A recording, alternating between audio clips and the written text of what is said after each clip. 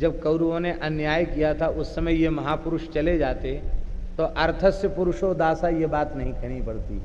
पुरुष अर्थ का दास है किंतु अर्थ किसी का दास नहीं है, ये बात फिर नहीं कहनी पड़ती।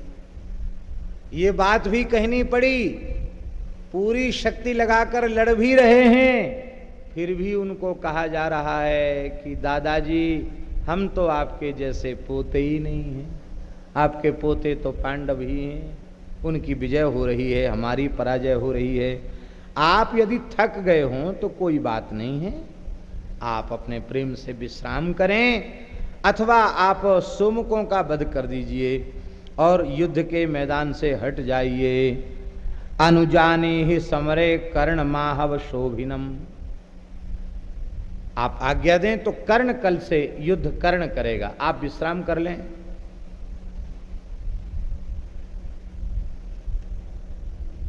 जैसे कोई जले पर नमक छिड़क दे, वो काम दुर्योधन की बात नहीं किया। भीष्म जी बौखला गए, उन्होंने करे दुष्ट दुर्योधन, बार बार मैं तुझको समझाता हूं कि पांडव धर्मात्मा है, श्री कृष्ण के शरणागत भक्त हैं, उनका अनिष्ट देवता भी नहीं कर सकते, ऋषि भी नहीं कर सकते, मैं क्या पांडवों का अनिष्ट करूंगा। लेकिन तेरी समझ में नहीं आता है। भीष्म जी ने अर्जुन का पराक्रम बताया है, उन्होंने भगवान शिव को युद्ध में संतुष्ट किया, देवराज इंद्र को युद्ध में संतुष्ट किया, लेकिन तुम बार बार कह रहे हो। तो देख बेटा दुर्योधन, युद्ध के मैदान से मैं पीछे तो नहीं हटूंगा, लड़ूंगा तो फिर भी पूरी ताकत लगा करके लड़ूंगा, लेकिन मैं प्रतिज्ञा करता हूं मेरी सुरक्षा का भार तुम लोगों के ऊपर है। श्री भीष्म जी ने कहा, प्रतिज्ञा की, स्वखम स्वपि गांधारे शोपि करता महारणम यम जना कथयिष्यन्ति यावत् स्थास्यति मेदिनी। दुर्योधन जाओ, तान दुपट्टा सो जाओ, विश्राम करो। कल मैं जो युद्ध करने वाला हूं, 9वें दिन का युद्ध, जब तक ये सृष्टि रहेगी और जब तक महाभारत ग्रंथ रहेगा तब तक ये धरती जानेगी भीष्म का युद्ध कैसा है। देवता जानेंगे, सिद्ध गंधर्व किन्नर यक्ष जानेंगे, न भूतो न भविष्यति, ऐसा युद्ध में पराक्रम दिखाऊंगा। अब तो महाराज बड़ी जोर के नगाड़े बजने लग गए, कौरवों की सेना में नगाड़े बजने लग गए।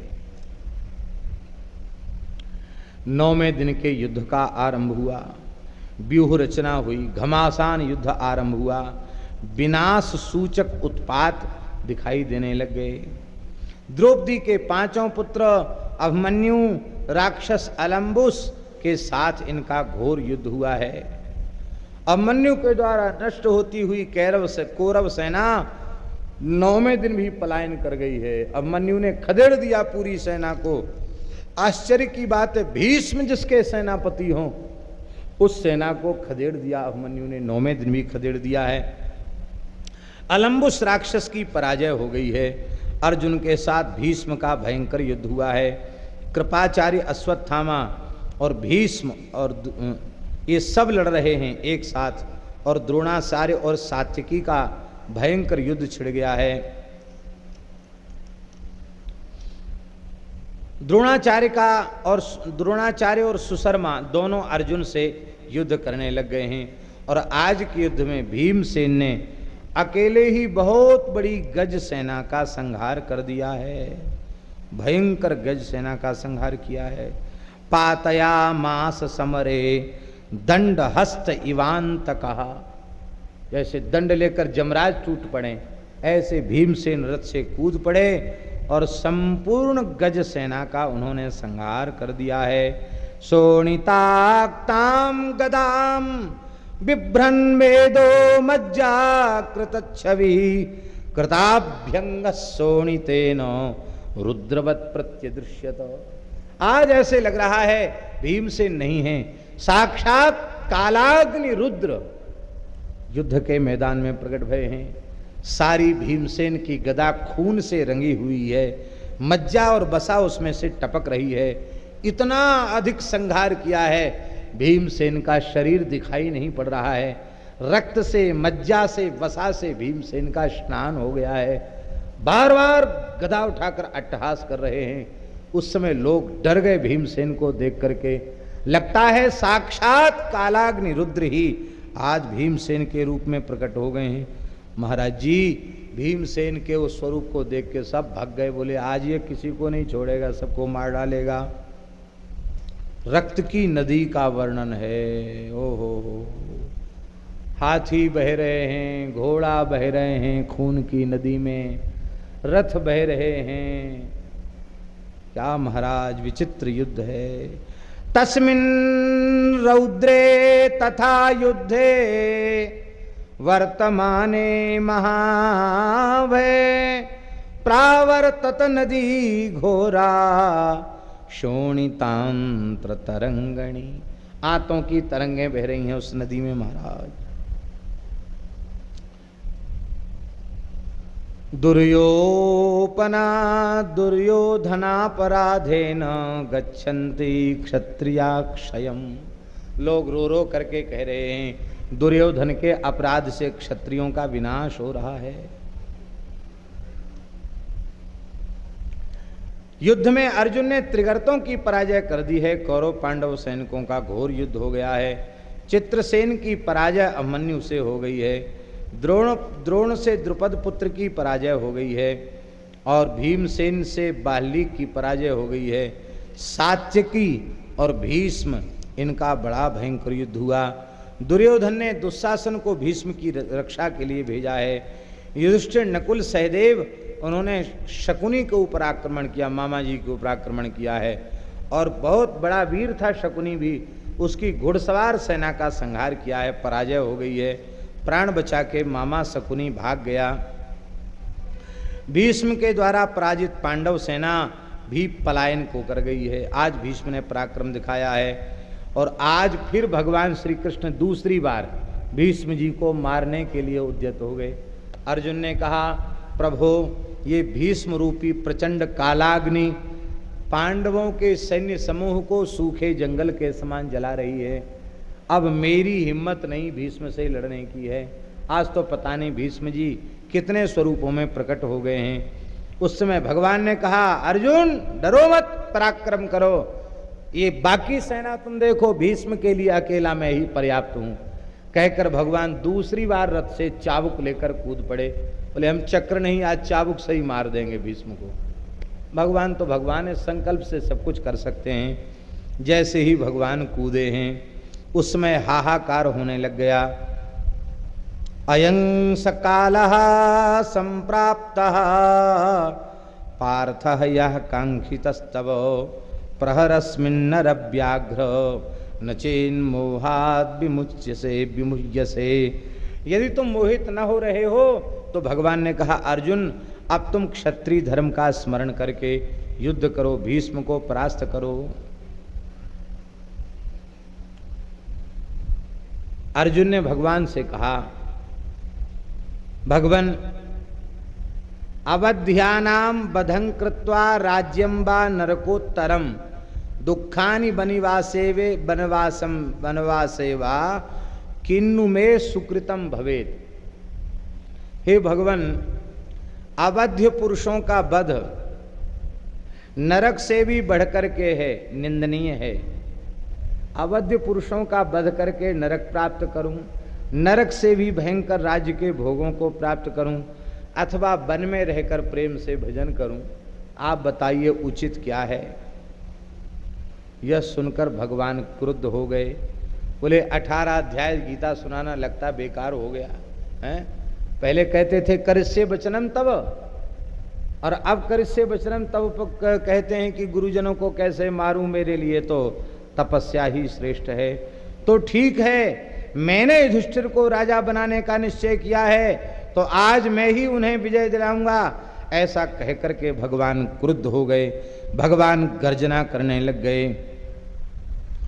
वासुदेवस्ततो योगी प्रचस्कंद महारथात् अविदुद्राव भीष्मं सा भुज प्रहरणो बलि प्रतोद पाणिस तेजस्वी, प्रतोद माने होता चाबुक, प्रतोद तोण प्राणिस तेजस्वी सिंहवत व्यनदद्मुहु दार्यन्यव पद्माभ्याम पद्भ्याम स जगतीम जगदीश्वरा क्रोधताम्रे क्षण कृष्णो जिगांसुरमितद्युति। लगता था आज भगवान सारी धरती को फाड़ देंगे, आकाश को विदीर्ण कर देंगे, ऐसे भगवान के चरणों की धमक हो रही थी। और लोग हल्ला मचाने लगे, आज भीष्म नहीं बच सकते हैं, आज भगवान के हाथ से भीष्म मारे गए। उस समय भगवान की बड़ी शोभा हो रही है।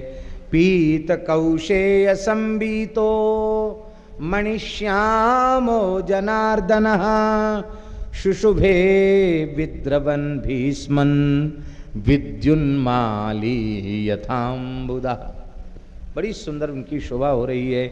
इंद्र नीलमणि के समान भगवान श्याम सुंदर हैं, पीतांबर धारण किए हुए हैं, ऐसे लग रहे मानो विद्युन्माला से अलंकृत श्याम घन भीष्म की ओर बरसने के लिए जा रहा हो, ऐसी शोभा हो रही है।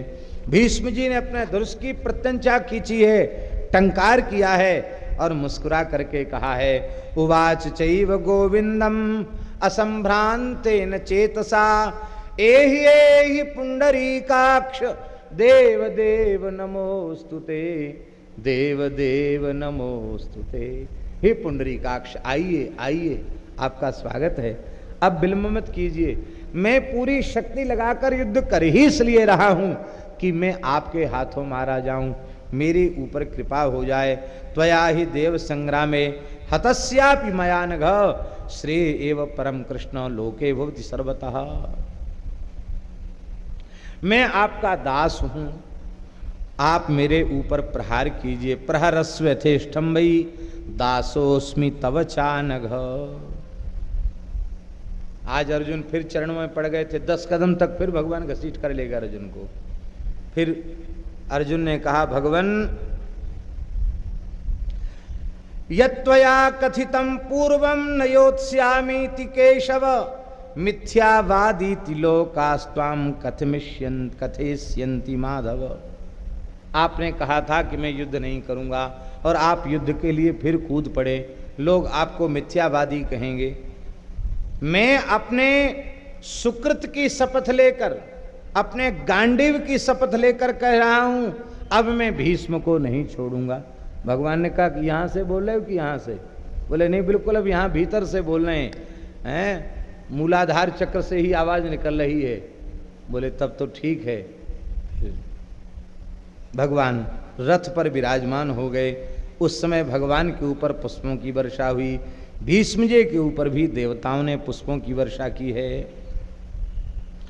9वें दिन के युद्ध की समाप्ति तो हो गई, लेकिन रात में पांडवों की गुप्त मंत्रणा हुई और उस मंत्रणा में युधिष्ठिर रोने लगे। उन्होंने कहा, प्रभु भीष्म जी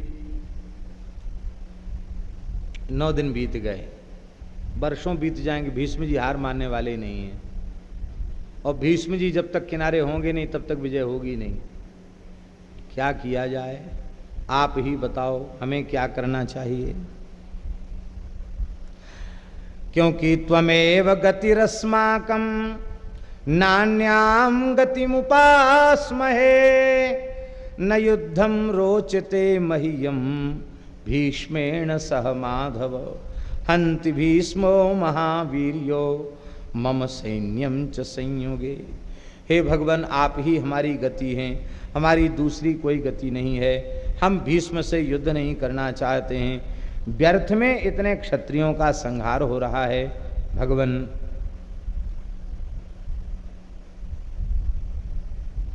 मैं क्या करूं? आहा, धन्य है, धन्य है, भगवान की भक्तवत्सलता धन्य है। कीर्तन करें।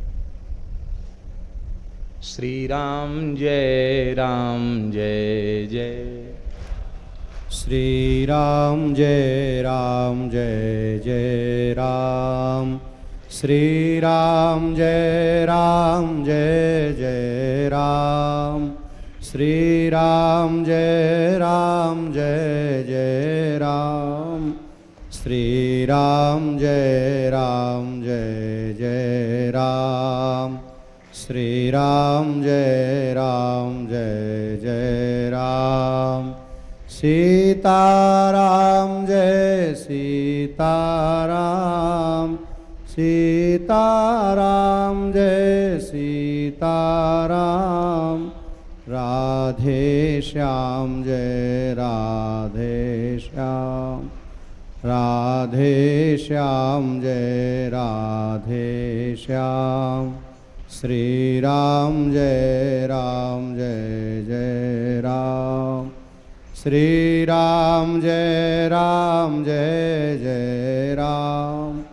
श्री राम जय जय राम। श्री राम जय जय। श्री भक्तवत्सल भगवान की जय। भगवान ने कहा, युधिष्ठिर, हम तुम्हारे नेत्रों में आंसू नहीं देख सकते। हम सब कुछ सहन कर सकते हैं, लेकिन तुम्हारे दुख को हम सहन नहीं कर सकते। अर्जुन का लड़ने का मन नहीं है, इनको बहुत शील संकोच है, गुरुजनों को कैसे मारें। विश्राम करें अर्जुन। महाराज, मैं धर्म अधर्म का विचार नहीं करूंगा, अपनी प्रतिज्ञा का विचार नहीं करूंगा, अपने वचन का विचार नहीं करूंगा। मुझे केवल आपकी आज्ञा चाहिए। आप हमें आज्ञा दे दें। माम्बा नियुक्ष्व सौहार्दात् योत्से भीष्मेण पांडव त्वप्रयुक्तोर्महाराज खिन्न कुर्याम महावे। आपकी आज्ञा से मैं क्या नहीं कर सकता हूं। महाराज युधिष्ठिर, मुझे आज्ञा दीजिए, मैं अकेले ही भीष्म के लिए पर्याप्त हूं। समाप्त कर दूंगा भीष्म को, कौरवों को भी मैं ही समाप्त कर दूंगा। पश्यताम धार्तराष्ट्राणाम यदि नेच्छति फाल्गुनः।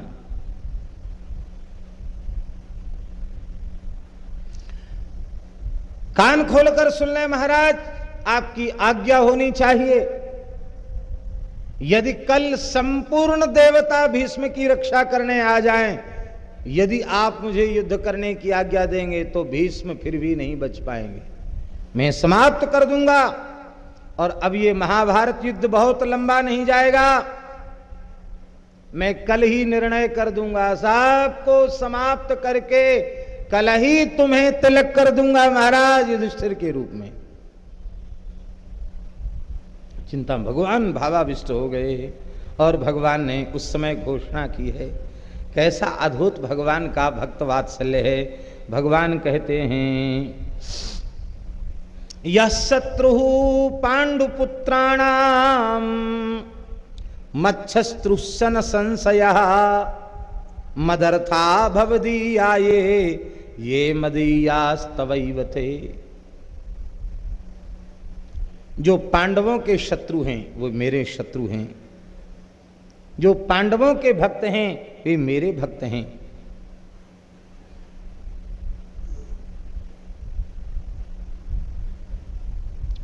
कितनी ऊंची बात भगवान ने कही।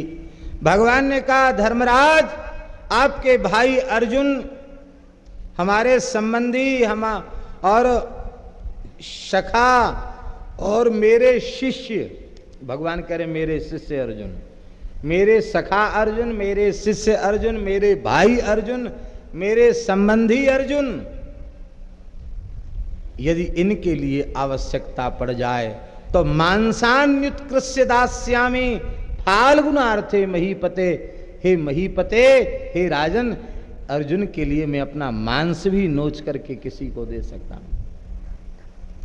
मैं अपने कलेजे को निकाल कर अर्जुन के लिए दे सकता हूं। ये भगवान की भक्तों के प्रति भक्ति है। इसलिए मुझे आप नियुक्त कीजिए, मैं भीष्म का वध करूंगा, द्रोणाचार्य कृपाचार्य को भी समाप्त कर दूंगा, दानवों सहित सब का संहार कर दूंगा और आपका एक ही मुहूर्त में आपका अभिषेक भी कर दूंगा। यह सुनकर युधिष्ठिर रोने लगे। बोले, भगवान, आप जिस पक्ष में खड़े हैं उसी के मनोरथ की पूर्ति होगी, लेकिन आप कृपया अपने वचन को नष्ट न करें। हम आपको मिथ्यावादी नहीं बनाना चाहते हैं। त्वया नाथेन गोविंद किम भीष्मं महारथम। आप जिसके स्वामी हों उसको सफलता मिलेगी।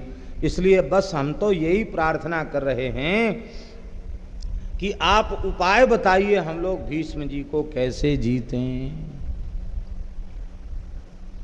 भगवान बोले अच्छा केवल उपाय ही पूछ रहे हो, लड़ने की हमको आज्ञा नहीं दोगे? बोले नहीं नहीं, लड़ने की आज्ञा नहीं देंगे।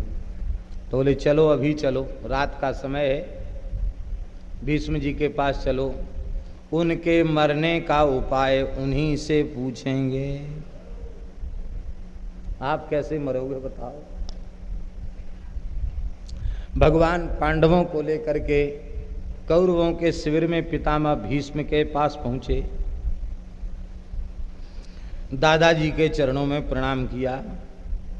बोले आप लोग कैसे आए हैं आज भगवान श्री कृष्ण के साथ? युधिष्ठिर बोले क्या करें, हमें बहुत पीड़ा हो रही है।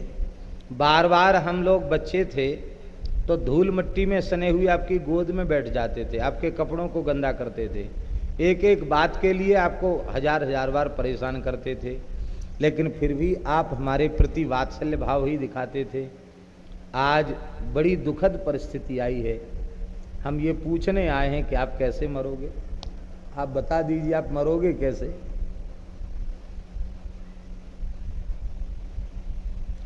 भीष्म जी हंसने लगे। भीष्म जी बोले नतम पश्यामि लोकेषु माम हन्यात् समुद्यतम।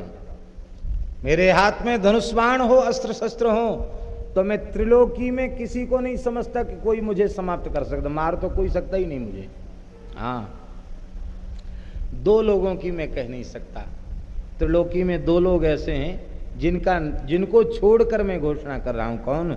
ऋते कृष्णात् महाभागात् पांडवाद वा धनंजयात्। क्योंकि मैं जानता हूं ये साक्षात नारायण हैं, ये साक्षात नर हैं, इसलिए कृष्ण अर्जुन को छोड़कर और किसी में ताकत नहीं है जो अस्त्र रहते हुए मुझे युद्ध भूमि में गिरा सके। इसलिए पूर्व का स्त्री बना हुआ शिखंडी,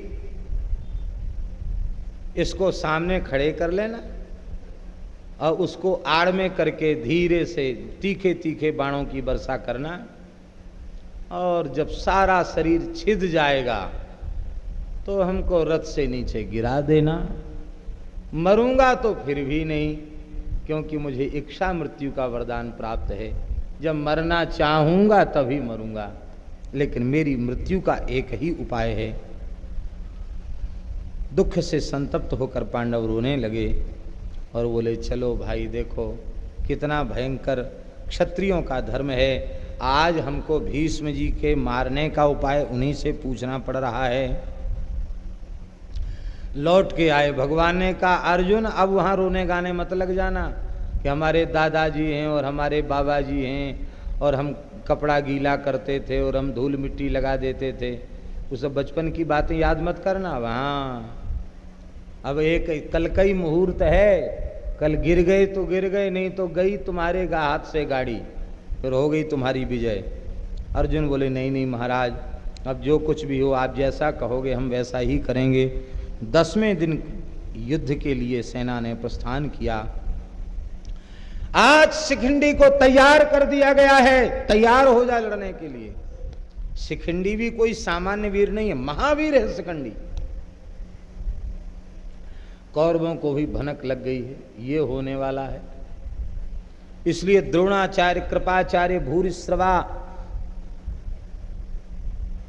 आदि जितने वीर कौरव पक्ष के हैं वे सब के सब आज तैयार हैं। किसी भी स्थिति में शिखंडी को भीष्म के आगे नहीं आने देना है, नहीं तो कल खतरा हो सकता, आज खतरा हो सकता है। आज 10वां दिन है। तैयार खड़े हैं। शिखंडी को भी खूब हवा भरी गई है।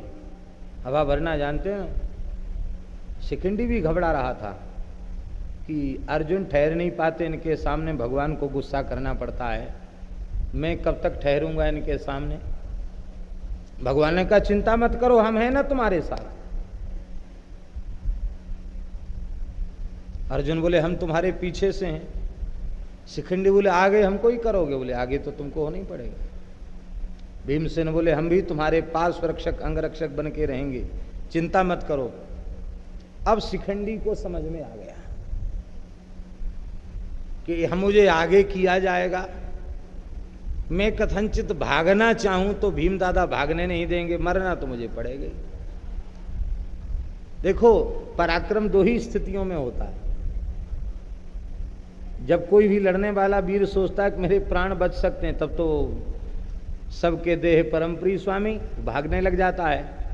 और जब उसको ये पक्का हो जाता कि अब हम बचने वाले नहीं हैं, मरना तो पड़ेगा, उधर मरेंगे नहीं तो इधर मरेंगे, इधर मरेंगे तो वीरगति होगी और जय जयकार होगी, इधर जाके मरेंगे तो धिक्कार होगा। इसलिए जिसके लिए उसका अवतरण हुआ है, आज उसने शपथ ली है, आज कुछ भी हो जाए मैं भीष्म के सामने से मैदान छोड़कर नहीं हटूंगा। बस मेरी शर्त इतनी है कि किसी भी पद्धति से भीष्म के सामने तक आप लोगों को पहुंचाना पड़ेगा। हम लड़के वहां तक पहुंच जाएं सो संभव नहीं है, आप लोग वहां तक पहुंचाइए, ले चलिए मुझको। बोले बिल्कुल महाराज, हम तो सब तैयारी बैठे हैं। उस समय महाराज भीष्म जी ने अपनी शक्ति का परिचय देते हुए 10,000 वेगशाली हाथियों का वध कर दिया 10वें दिन, 10,000 घोड़ों का, घुड़सवारों का, 2 लाख पैदल सैनिकों का भीष्म जी ने वध कर दिया।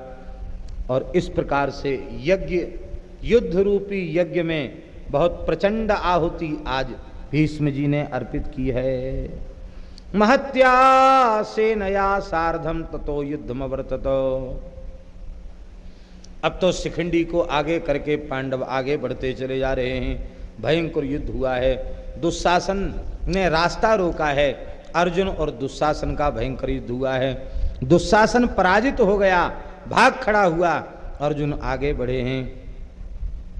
जो जो सामने आता है उसको अर्जुन परास्त करके और शिखंडी को आगे बढ़ाते हुए चले जा रहे हैं। कौरव पांडव पक्षों के कैसे अलग अलग द्वंद्व युद्ध हुआ उसका भी वर्णन किया है। द्रोणाचार्य ने अश्वत्थामा को अशुभ शकुनों की सूचना दी है। देखो हमारी सेना में अशुभ हो रहे हैं, अशुगुन हो रहे हैं, इससे लगता है आज भीष्म वीरगति को प्राप्त हो जाएंगे, आज भी पांडवों की ही विजय होगी। युद्ध में जो शकुन या अपशकुन हैं उनकी चर्चा उन्होंने की है। कौरव पक्ष के 10 प्रमुख महारथियों के साथ अकेले भीमसेन ने युद्ध किया है। 10 महारथियों के साथ अकेले भीमसेन ने युद्ध किया है। ये आज 10वें दिन का जो भीमसेन का पराक्रम है, इसको महाभारत का बहुत श्रेष्ठ पराक्रम माना जाता है, अद्भुत पराक्रम। भीमसेन का ऐसा बल, आज भीमसेन ने भयंकर युद्ध किया है।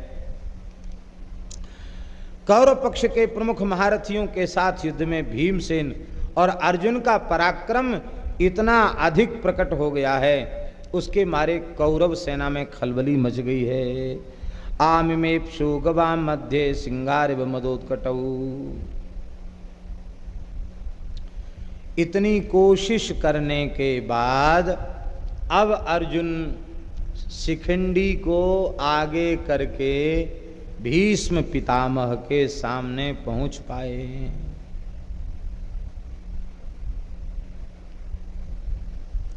शिखंडी को देख करके भीष्म जी निराश हो गए हैं और भीष्म ने युधिष्ठिर से कहा है, वत्स युधिष्ठिर, 10 दिन तक भयंकर नरसंहार करते करते अब मैं अपने इस घोर क्षत्रिय कर्म से स्वयं ही उद्विग्न हो उठा हूं। वत्स युधिष्ठिर, युधिष्ठिर महाप्राज्ञ सर्वशास्त्र विशारद, शृणुस्व वचनम तात धर्म्यम स्वर्ग्यम च जलपतः। आज मैं तुमसे बड़ी उत्तम परलोक में सुख प्रदान करने वाली बात कह रहा हूं। अब तुम मेरा प्रिय करना चाहते हो तो एक एक करके मत लड़ो, क्योंकि एक एक करके लड़ने पर मुझे कोई हरा नहीं सकता है।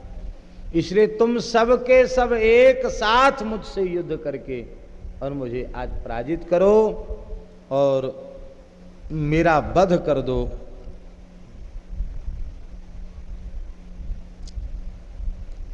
भीष्म जी ने आज भी भयंकर पराक्रम दिखाया है। और उस समय अर्जुन ने ललकारते हुए कहा, शिखंडी क्या देख रहे हो, अब विलंब मत करो। भीष्मं प्रति महाराज जहियेनम इति चाब्रवीत, इनको तुरंत समाप्त कर दो।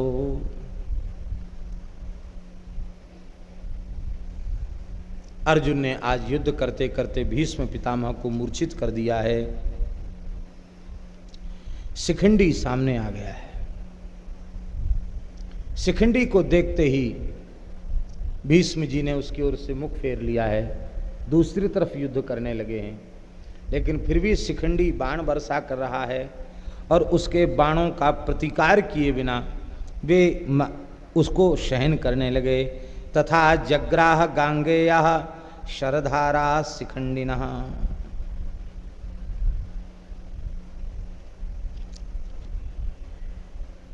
भीष्म ने अद्भुत पराक्रम किया है। पांडवों की सेना का बहुत बड़ा नरसंहार किया है। आज 10वें दिन भी 10,000 रथियों को वीर गति प्रदान की है श्री पितामह भीष्म ने।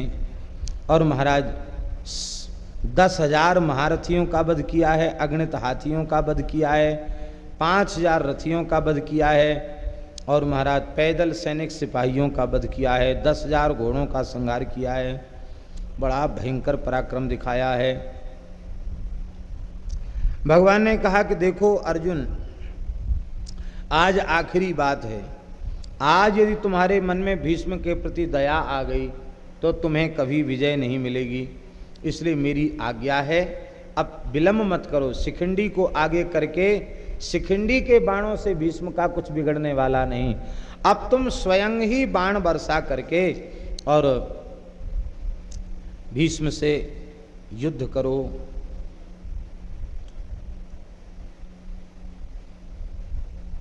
अब तो अर्जुन ने पराक्रम किया है। पहले ध्वजा काट डाली है, दूसरा धनुष लिया उसको भी काट दिया है, तीसरा धनुष लिया अर्जुन ने उसको भी काट दिया है। बार बार धनुष उठाते हैं, बार बार अर्जुन उनके धनुष को काट देते हैं। अंत में एक भयंकर शक्ति भीष्म ने अपने हाथ में ली है। उस शक्ति को भी अर्जुन ने 5 टुकड़े कर दिए हैं, धरती पर गिर पड़ी है। उस समय भीष्म जी क्रोध में निमग्न हो गए और वे अपने मन में विचार करने लगे। भीष्म जी क्या कह रहे हैं, विचार सुनने की बात है। शक्तोहम धनुषेनैक निहंतुम सर्व पांडवान। दूसरा धनुष नहीं लेना पड़ेगा, एक धनुष से ही संपूर्ण पांडवों को समाप्त कर सकता हूं। लेकिन यद्येषाम न भवेद गोप्ता विश्वक्सेनो महाबला। यदि महाबली विश्वक्सेन श्री कृष्ण यदि पांडवों के सहायक न होते तो एक ही धनुष से मैंने पांडवों को कब का समाप्त कर दिया होता। लेकिन आज भीष्म जैसे महान अतिरथी योद्धा का धनुष बार बार कट जाता है।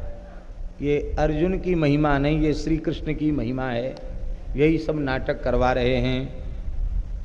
इसलिए अब तो लगता है कि अब समय आ गया हमारे जाने का, इसीलिए ऐसा हो रहा है। जैसे ही उन्होंने अपने मन में विचार किया कि अब मैं युद्ध नहीं करूंगा, अब लगता है मेरे भगवत धाम महाप्रयाण का समय आ गया है, उसी समय आकाश में नगाड़े बजने लग गए हैं, पुष्पों की वर्षा आरंभ हो गई है और अष्टवसुओं ने प्रकट होकर के कहा है, तत्कुरुष्व महाराज युद्धे बुद्धिम निवर्तय।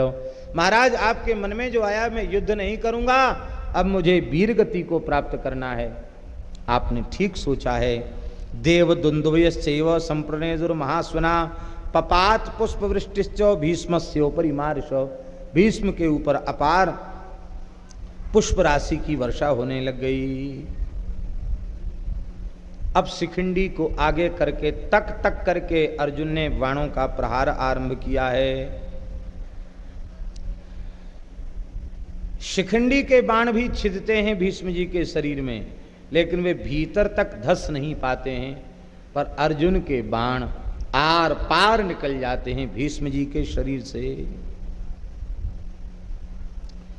वज्र के तुल्य वे तीखे बाण मर्म का भेदन करते हुए रक्त मांस को लेकर के मज्जा को लेकर बाहर निकलते हैं, रक्त के फव्वारे चल जाते हैं। भीष्म जी के सारे शरीर में जलन होती है और वे कहने लग गए कि वज्रासनि समस्पर्शा अर्जुनेन शरायुधि मुक्ता सर्वे व्यविच्छिन्नो नेमे बाणा शिखंडिनः। नेमे बाणः नेम इत्यर्धे है ना, व्याकरण पढ़ते हैं, लघु सिद्धांत सिद्धांत पढ़ते तो क्या कहा जाता? नेम इत्यर्धे। नेम शब्द अर्धवाच्य, नेमे बाणा न इमे बाणा शिखंडिना। ये शिखंडी के बाण नहीं है, ये अर्थ नहीं है। नेमे माने अन्नेम इत्यर्धे, इसमें आधे बाण शिखंडी के हैं और आधे बाण अर्जुन के हैं। शिखंडी के शरीर को छू करके बाहर लगे रह जाते हैं और अर्जुन के बाण आर के पार धस जाते हैं, वे अर्जुन के बाण हैं। ये यमदूत के समान हमें पीड़ा पहुंचा रहे हैं। गदा परिग संस्पर्शा नेमे बाणा शिखंडिनः भुजंगा इव संक्रुद्धा लेलिहाना विश्वरुवणा। कई श्लोकों में है नेमे बाणा शिखंडिना, नेमे बाणा शिखंडिना, नेमे बाणा शिखंडिनः। अब तो उस भयंकर परिस्थिति में भी भीष्म ने अपने अस्त्र नीचे नहीं रखे। आज 4 अंगुल शरीर में कोई स्थल मस्तक से लेके चरण तक नहीं है जिसमें आर पार बाण न बिध गए हों। भीष्म ढाल तलवार लेकर के कूद पड़े हैं, रथ से कूदना चाहते हैं। अर्जुन ने अपने बाणों से तलवार के भी टुकड़े टुकड़े कर दिए, ढाल के भी टुकड़े टुकड़े कर दिए हैं। और उस समय पुनः जब बाणों का प्रहार किया है, सारा शरीर में बाण बिधे हुए हैं, भीष्म रथ से नीचे गिर गए हैं, पर बाणों में शरीर छिद गया है, इसलिए शरीर भूमि का स्पर्श नहीं करता, अधर में ही भीष्म लटक गए हैं। बोलो महावीर पितामह भीष्म जी महाराज की। देवताओं ने भी हाहाकार किया है। आज युद्ध में यद्यपि पांडव विजयी हो गए हैं, लेकिन आज सबको पीड़ा है, सबके नेत्र भरे हुए हैं, सबके हृदय भरे हुए हैं। युद्ध बंद हो गया। आज पांडवों के यहाँ नगाड़े नहीं बजे।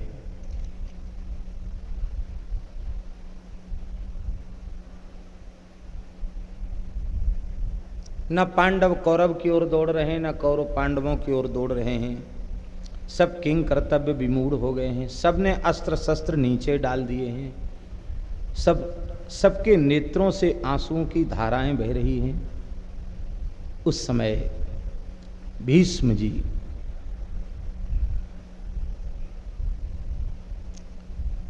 भगवान के नाम का जप कर रहे थे। लिखा उपनिषद का पाठ कर रहे थे, प्रणव का जप कर रहे थे। भीष्म जी भगवान का ध्यान कर रहे थे। उनकी इस अवस्था को देख करके ऋषियों ने उनकी बड़ी प्रशंसा की। इस अवस्था में भी वे भगवान का आधे क्षण के लिए भी विस्मरण नहीं कर रहे हैं, भगवान का स्मरण कर रहे हैं। उनकी जय जयकार की है।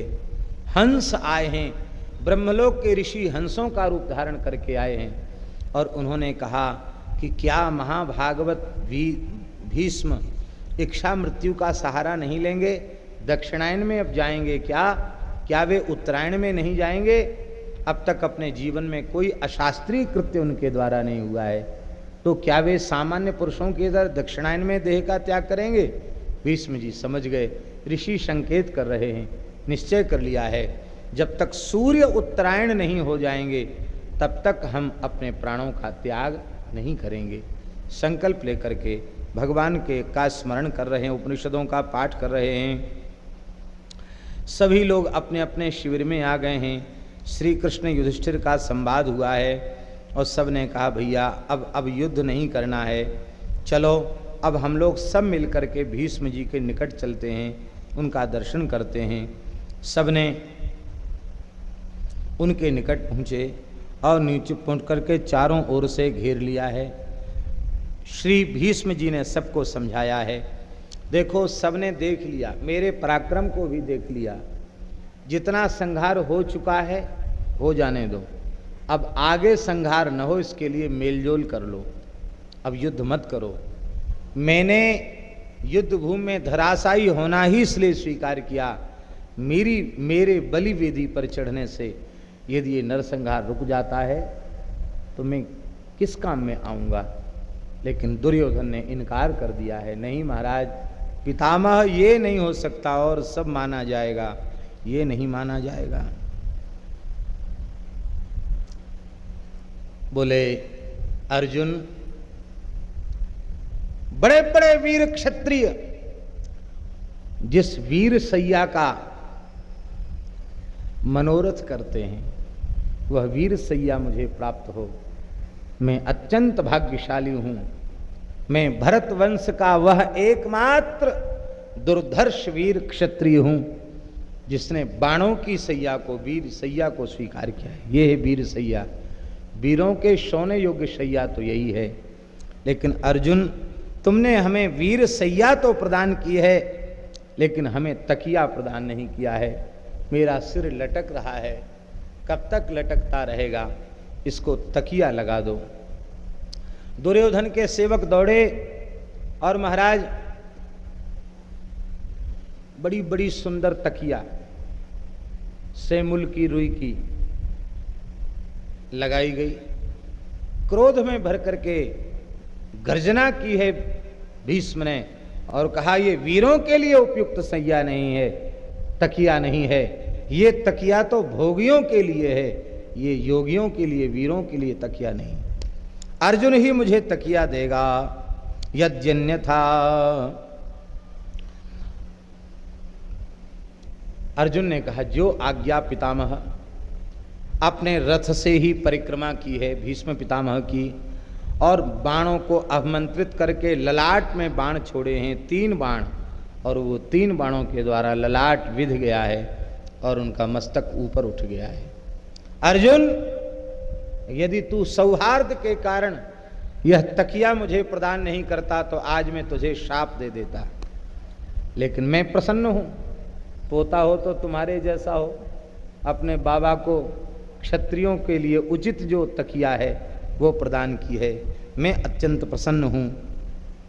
पर इस समय शिष्येहमस्याम शय्यायाम यावदावर्तनम रवे है, जब तक सूर्य उत्तरायण नहीं हो जाएंगे तब तक मैं सैया पर शयन करूंगा। और ये सूर्य नारायण जब उत्तरायण में चले जाएंगे तब मैं अपने प्राणों का त्याग कर दूंगा। राजाओं, मेरे स्थान के चारों ओर खाई खोद दो जिससे मैं मेरे पास कोई आ न सके, मैं निरंतर उपासना करता रहूं।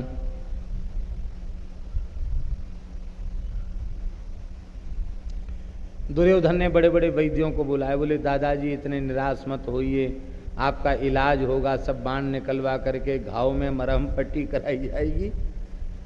भीष्म ने फटकार दिया, अर्जुन तू मेरे घावों की मरहम पट्टी क्या करेगा, मेरी बात तो मानता नहीं है। मैंने अपनी इच्छा से ये बाण सैया सर सैया स्वीकार की है, मुझे अब वैद्यों की आवश्यकता नहीं है। ले जाओ, इन वैद्यों को बुलाया है तो धन दे करके इन वैद्यों को विदा करो।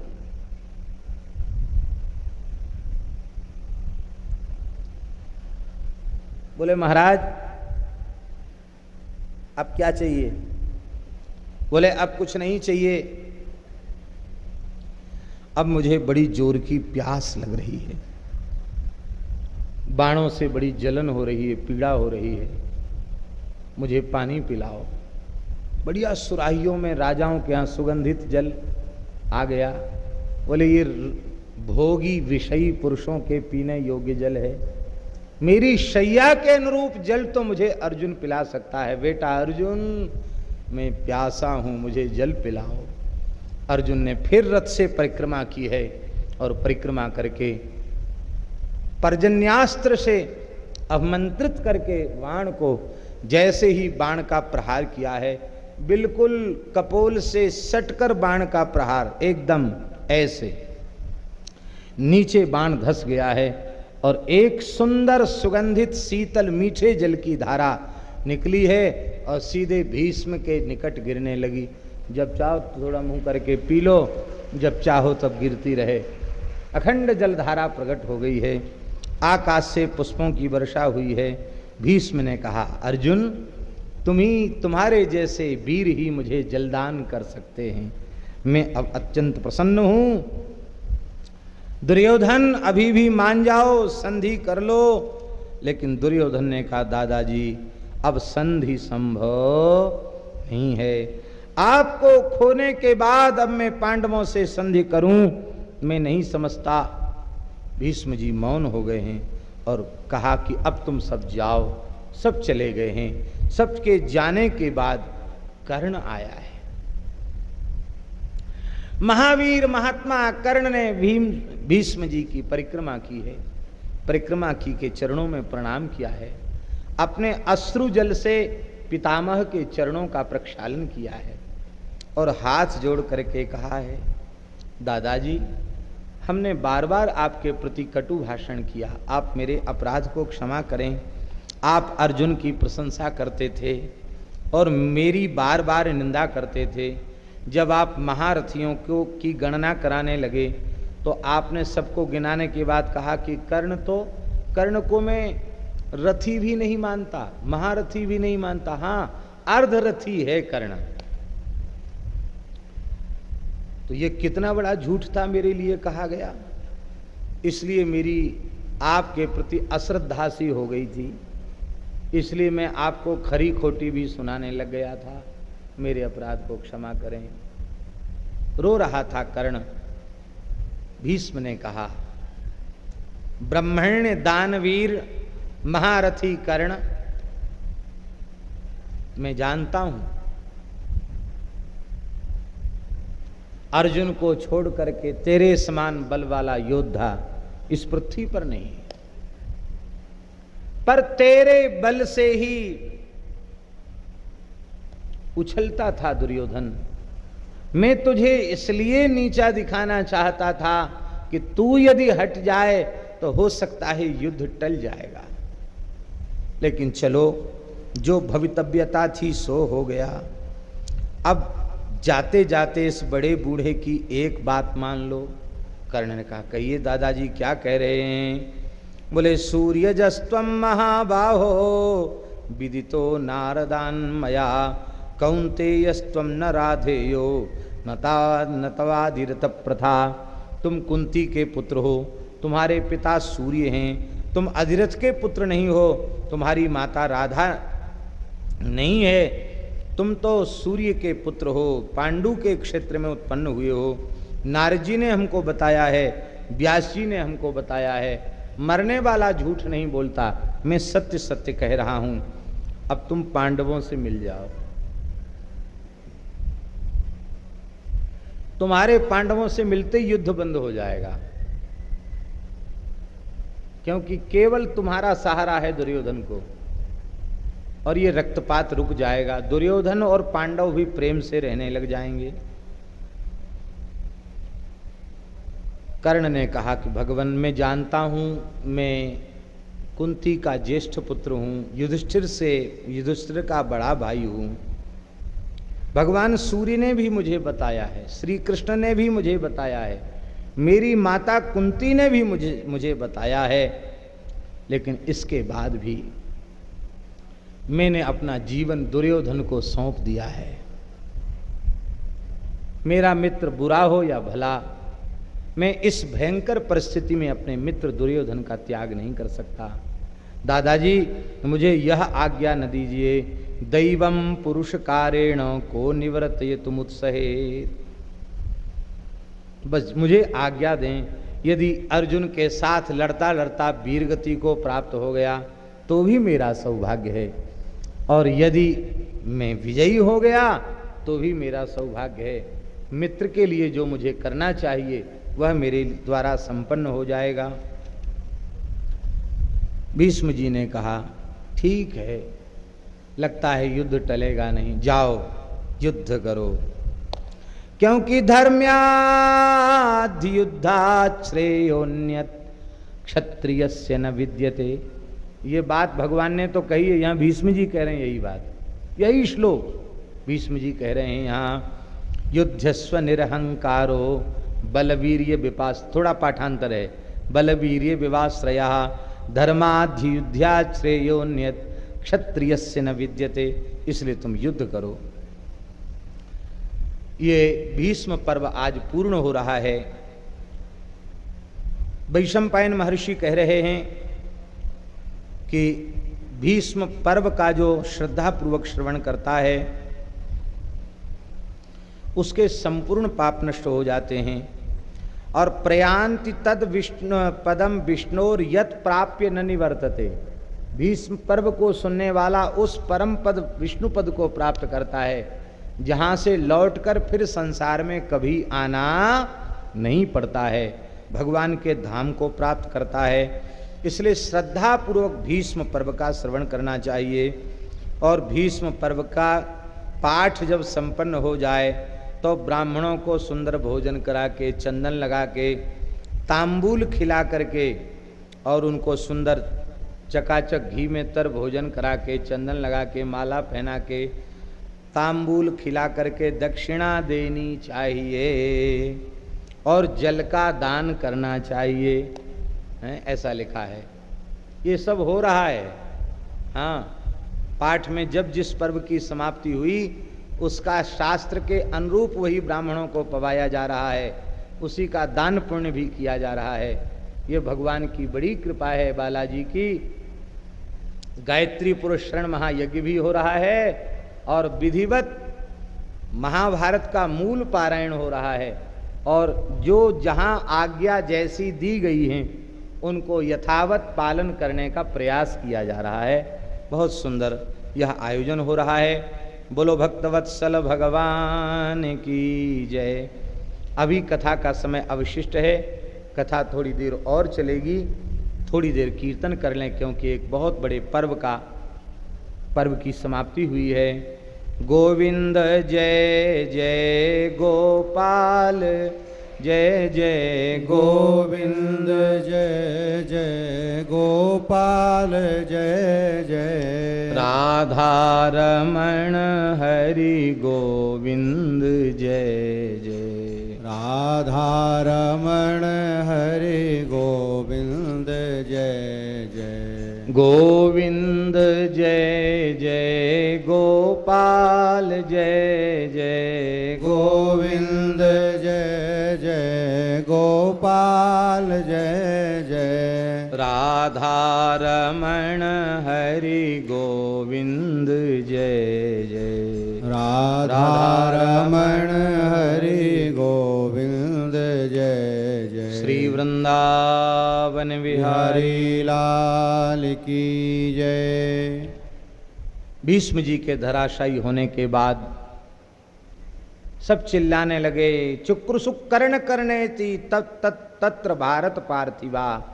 सब ने एक ही बात कही, अब गांगेय देवव्रत शांतनु कुमार भीष्म के वीर गति को प्राप्त होने के बाद अब कर्ण ही हमारी गति है। सबके मुंह पर कर्ण का नाम था, क्योंकि कर्ण पहले कह चुका था कि जब तक भीष्म जी मैदान में रहेंगे मैं नहीं लड़ूंगा।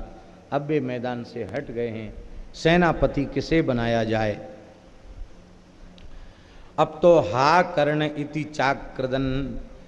चाक्रंदन कालोयमिति चाब्रुवन, हा कर्ण कह करके सब विलाप कर रहे हैं और कहने लगे, कर्ण अब तुम्हारे पराक्रम का अवसर आ गया है। जैसे भगवान गोविंद देवताओं को असुरों से निर्भय कर देते हैं, ऐसे ही आप भी आज हमें निर्भय बना दो।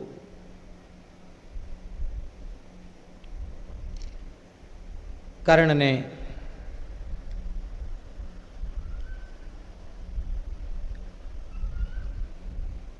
कर्ण के संबंध में व्यास जी ने लिखा है,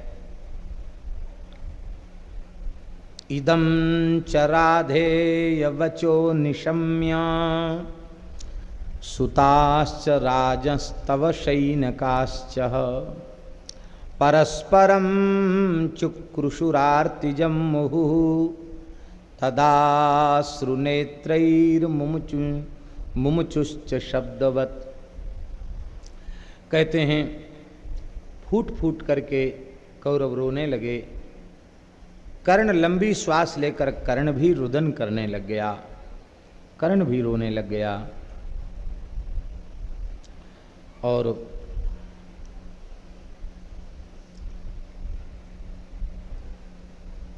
कर्ण ने कहा कि मित्र दुर्योधन, अब तुम्हें बिल्कुल भी उदास होने की आवश्यकता नहीं है। मैं जब तक जीवित हूं अपने तन मन प्राण की संपूर्ण शक्ति लगाकर तुम्हारे शत्रुओं से युद्ध करूंगा। या तो अर्जुन के हाथ से मारा जाऊंगा या फिर सदा सर्वदा के लिए अर्जुन को रणभूमि में सुला दूंगा। इतने से अधिक मैं कुछ नहीं कह सकता।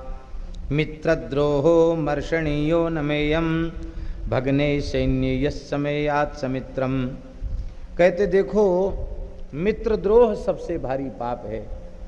कुछ भी हो, भले ही लोग कहें कि तुम अधर्मी हो, तुम्हारे पक्ष में अधर्म है, पांडवों के पक्ष में धर्म है, लेकिन मैं तो अपने मित्र दुर्योधन के पक्ष में हूँ। चाहे उसके पक्ष में धर्म हो या उसके पक्ष में अधर्म हो, मैं तो केवल दुर्योधन का ही सहायता करूँगा। यह उसने आश्वासन दिया।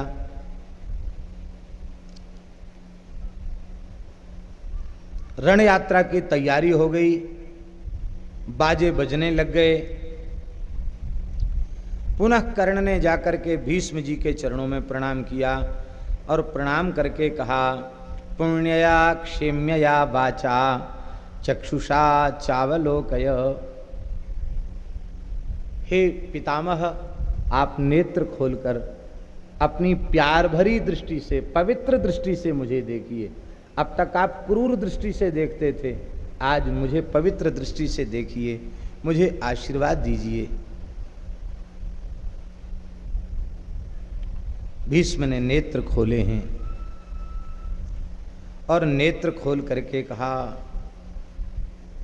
कौन्तेय कर्ण, मैं तुम्हारी इस विनम्रता से अत्यंत प्रसन्न हूं। आज यदि तुम मुझसे आज्ञा लेने नहीं आते तो मैं तुम्हें शाप दे देता, क्योंकि तुम महात्मा पांडु के क्षेत्रज, कुंती के पुत्र, सूर्य के अंश से उत्पन्न महात्मा कर्ण हो। तुम्हारे रथ की घरघराहट, तुम्हारी प्रत्यंचा की टंकार, तुम्हारी तीक्ष्ण बाण वर्षा को अर्जुन ही रोक सकते हैं और किसी में सामर्थ्य नहीं है। जाओ, मेरा आशीर्वाद है, ऐसा पराक्रम प्रदर्शित करो कि जब तक यह सृष्टि रहे तब तक तुम्हारे पराक्रम का लोग स्मरण करें।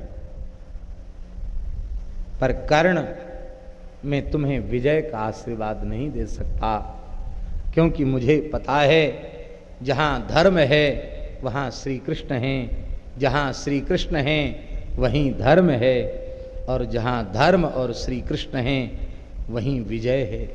इसलिए मैं तुम्हें विजय का आशीर्वाद नहीं दे सकता, लेकिन तुम उत्साहपूर्वक युद्ध करो और अपने पराक्रम को प्रकट करो। कर्ण लौट करके आया है। कर्ण के आने से सबके मन में बहुत उत्साह है। सब लोग कहते हैं कि कर्ण को ही सेनापति बनाया जाना चाहिए, लेकिन दो दल हो गए। कुछ लोगों का मत था कि एक बड़े बूढ़े को बना के देख लिया।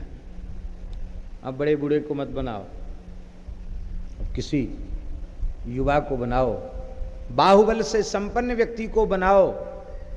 किसको बनाया जाए? बोले बस कर्ण ही हैं। कर्ण ही हमारे कर्णधार हैं, कर्ण को बनाओ, लेकिन दूसरा मत्था नहीं। सेनापति जैसा महत्वपूर्ण पद, कर्ण तो युद्ध करेंगे ही, लेकिन पद सदा बड़ों को देना चाहिए, क्योंकि उससे उनका सम्मान बना रहता है। तो सबके पूज्य, सबके गुरु द्रोणाचार्य हैं, द्रोणाचार्य को पद दिया जाना चाहिए। यह सुनकर के कर्ण ने भी समर्थन किया, नहीं नहीं, मैं युद्ध करूंगा, मुझे सेनापति पद नहीं चाहिए, मैं तो तुम्हारे लिए सदा सर्वदा से समर्पित हूं, द्रोणाचार्य को ही बनाना चाहिए। कर्ण ने कहा, अयम च सर्वयोधानाम आचार्य स्थविरो गुरु युक्त सेनापति कर्तुम द्रोण शस्त्रभृतांबरा। ये सबसे बड़े बूढ़े हैं, सबके गुरु हैं, बहुत बड़े अस्त्र शस्त्रों के जानकार हैं, इसलिए इन्हीं को बनाना चाहिए, सेनापति का पद इन्हीं को देना चाहिए। दुर्योधन ने कहा, भगवान आपके चरणों में हमारी प्रार्थना है, आप ही सेनापति के पद को स्वीकार करें।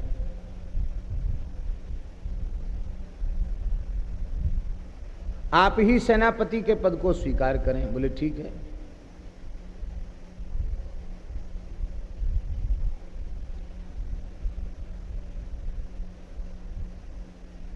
श्री सीताराम जी महाराज की जय। जय जय श्री राधे। दुर्योधन ने कहा, हे गुरुदेव, वर्णश्रैष्ठ्यात् कुलोत्पत्त्या श्रुतेन वयसाधिया वीर्याद् दार्क्ष्याद् अधृष्यत्वात् अर्थज्ञानान्नयाज्ययात्।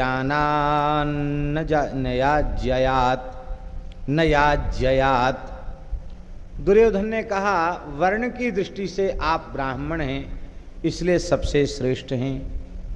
कुल की दृष्टि से भी आप अयोनिज हैं, द्रोण से उत्पन्न हैं। अवस्था में भी आप श्रेष्ठ हैं, ज्ञान में भी आप श्रेष्ठ हैं, पराक्रम में भी आप श्रेष्ठ हैं, नीति में भी आप ही श्रेष्ठ हैं, और धनुर्वेद के ज्ञान में आप सबके गुरु हैं।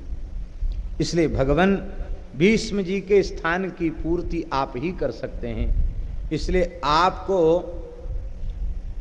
बनाया जाना चाहिए, आपको इस सेनापति के पद को स्वीकार कर लेना चाहिए।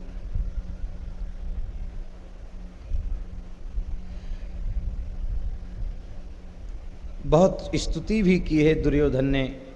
उसने कहा, महाराज जैसे एकादश रुद्रों में कपाली की महिमा है, अष्टवसुओं में पावक की महिमा है, यक्षों में कुबेर की महिमा है, मरुतों में बासव इंद्र की महिमा है, ब्राह्मणों में वशिष्ठ की महिमा है,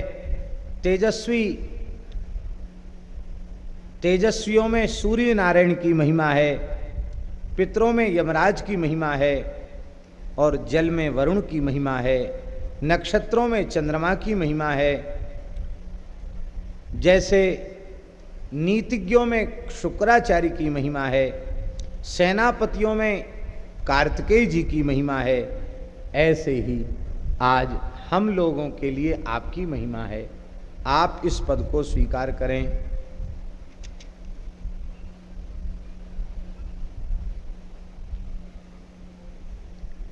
यदि आज आप हमारे सेनापतित्व को स्वीकार कर लेते हैं तो हमें विश्वास है निश्चित ही हमारी विजय हो जाएगी। द्रोणाचार्य ने मुस्कुराए और उन्होंने कहा, राजन, अर्थस्य पुरुषो दासः, हमने तुम्हारी सुख सुविधाएं भोगी हैं, तुम जो कहोगे वो हमको करना ही पड़ेगा, हमारा धर्म है, इसलिए कोई चिंता की बात नहीं, मैं सेनापति पद को स्वीकार करता हूँ। अब तो वैदिक विधि से द्रोणाचार्य का अभिषेक संपन्न हो गया, भयंकर युद्ध हुआ, और महाराज आज कौरव पांडव सेनाओं का घमासान युद्ध आरंभ हुआ। श्री गुरु द्रोणाचार्य ने भयंकर पराक्रम आरंभ किया है। वो पराक्रम बड़ा अद्भुत था। महाभारत की शैली बड़ी विलक्षण है। महाभारत की शैली में आपने सुना, भीष्म पर्व के आरंभ में ही भीष्म का वध कर दिया। बाद में फिर धृतराष्ट्र ने पूछा तो विस्तार पूर्वक सुनाया। ठीक यही यहां भी है। यहां द्रोण पर्व के आरंभ में 8वें अध्याय में ही द्रोणाचार्य का वध कर दिया। और इसके बाद फिर धृतराष्ट्र ने कहा, महाराज इतने जल्दी कैसे मारे गए? वो चटपट आपने उनको समाप्त कर दिया। पूरी बात सुनाओ, कैसे कैसे हुआ, क्या हुआ, किसने कितना पराक्रम दिखाया। तब फिर विस्तार पूर्वक संजय सुनाते हैं। पहले संक्षेप में सुना देते हैं। बोले द्रोणाचार्य का वध हो गया। द्रोणाचार्य के वध से कौरवों में हाहाकार मच गया। धृतराष्ट्र शोक करने लगे और उन्होंने कहा कि देखो ये बड़ा भारी अनर्थ का काम हुआ। बेचारे ब्राह्मण थे, पढ़ाने आए थे, हम लोगों ने उनको युद्ध में घसीट करके उनको भी समाप्त करवा दिया। बहुत बुरा हुआ। संजय से पूछा, महाराज क्या बात है, इतने जल्दी कैसे पधार गए? आप कृपा करके उन्होंने क्या क्या पराक्रम करके दिखाया उसका वर्णन करो। यहाँ से पुनः द्रोण पर्व में युद्ध के प्रकरण का आरंभ हो रहा है।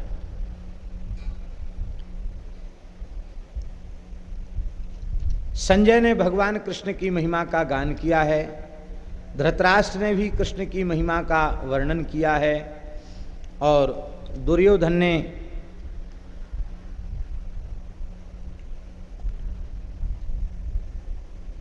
प्रथम दिन के युद्ध में द्रोणाचार्य ने अद्भुत पराक्रम दिखाया है।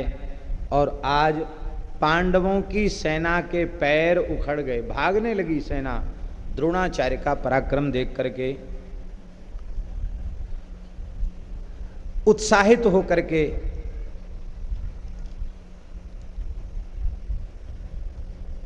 दुर्योधन ने कहा, गुरुदेव आपके बल का ही सहारा है, आपने बड़ी कृपा की है,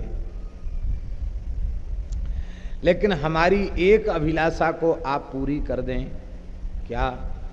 बोले मैं जानता हूं आप युद्ध तो करेंगे, सेना का संहार करेंगे, पर पांडवों को नहीं मारेंगे, क्योंकि आपने निश्चय कर लिया कि मेरे प्रिय शिष्य हैं पांडव, मैं उनका वध नहीं करूंगा। आप नहीं मारेंगे? बोले हाँ नहीं मारेंगे। तो एक काम तो कर दीजिए,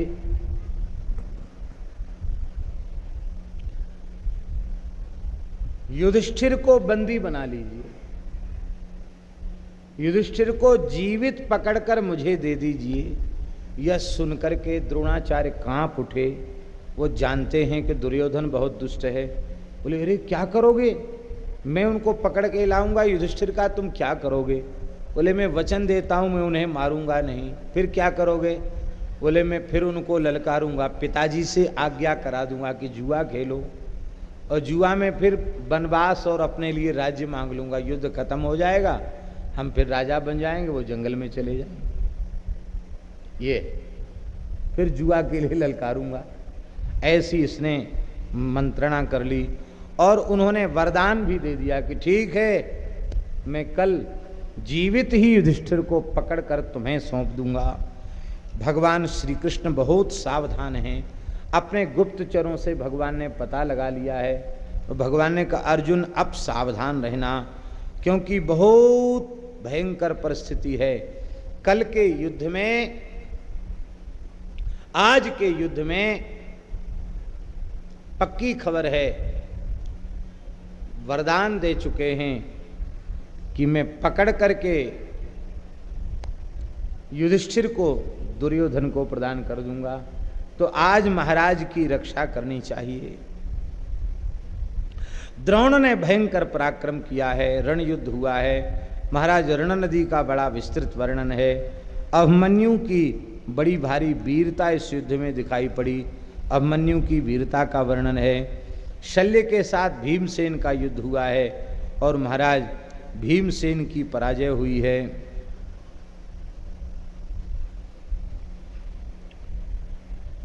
भीमसेन के द्वारा शल्य की पराजय हुई है। शल्य जो है मैदान छोड़ करके भाग गए हैं। वृषसेन जो कर्ण का पुत्र है उसने बड़ा भयंकर पराक्रम दिखाया है। कौरव पांडवों का तुमुल युद्ध हुआ है और द्रोणाचार्य के द्वारा पांडव पक्ष के अनेक वीरों का वध हुआ है।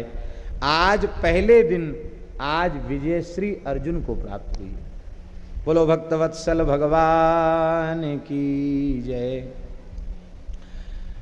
दूसरे दिन द्रोणाचार्य ने कहा, दुर्योधन वत्स, मैं धर्मराज को पकड़ इसलिए नहीं सका कि अर्जुन मेरे सामने थे।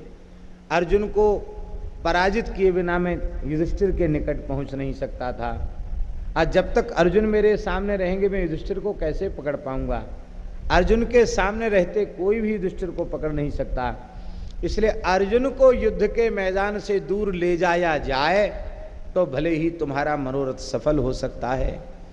अब तो सुशर्मा आदि संसप्तक जो वीर हैं उन्होंने शपथ लेकर के प्रतिज्ञा की है कि हम पूरी शक्ति लगाकर अर्जुन से युद्ध करेंगे और अर्जुन को ललकारा है। अर्जुन संसप्तकों से युद्ध करने के लिए चले गए हैं।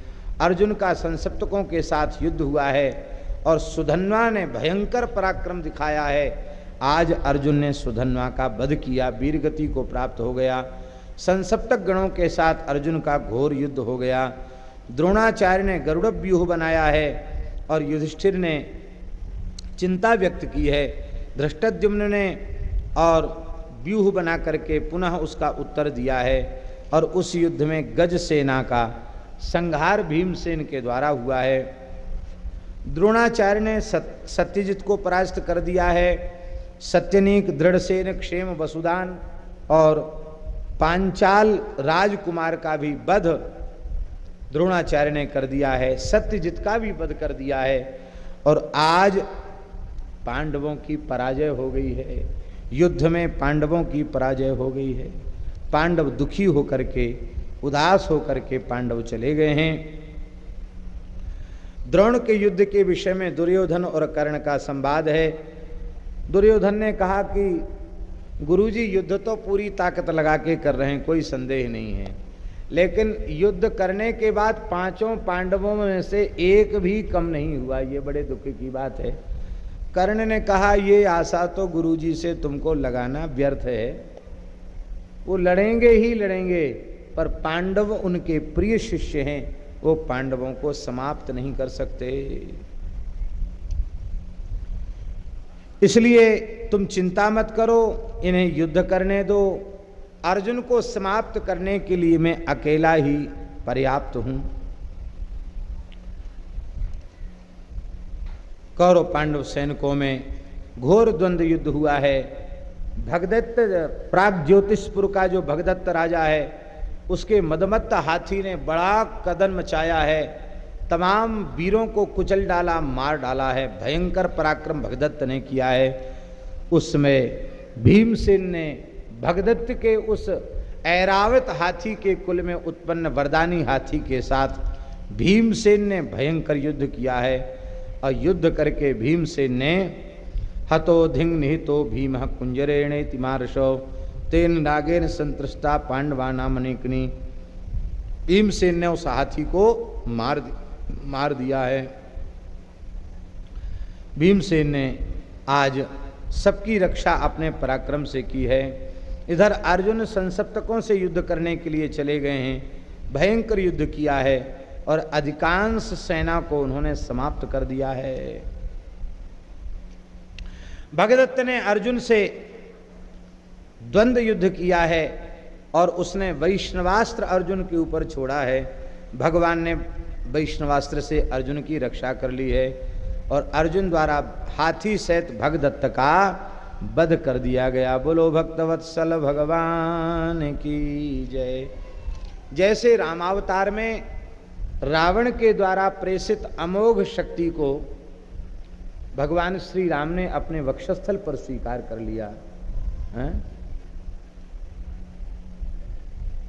तुरत विभीषण पाछे मेला, सन्मुख राम सहयु सुई सेला। ऐसे ही भगदत्त ने वैष्णवास्त्र का प्रयोग किया है।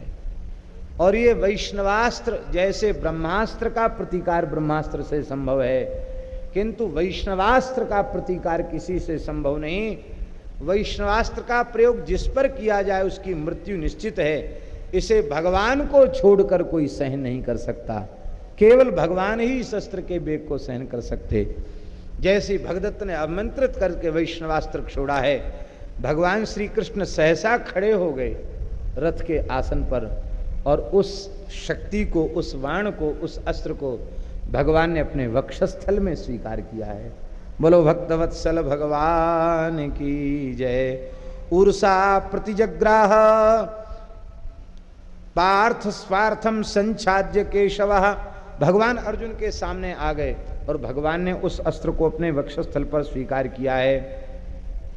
भगवान के वक्षस्थल से रक्त की धारा बह चली है। अर्जुन को बड़ी पीड़ा हुई है।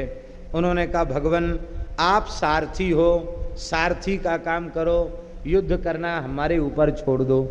बोले, अर्जुन मैं जानता हूँ इस अमोघ अस्त्र से तुम बच नहीं सकते थे, आज तुम्हारी मृत्यु हो जाती, और केवल मैं ही इसे सहन कर सकता हूँ इसके वेग को, क्योंकि यह अस्त्र मेरा ही स्वरूप है, मेरे वेग को मैं ही सहन कर सकता हूँ, इसलिए मैंने इसको सहन करके तुम्हारी रक्षा की है।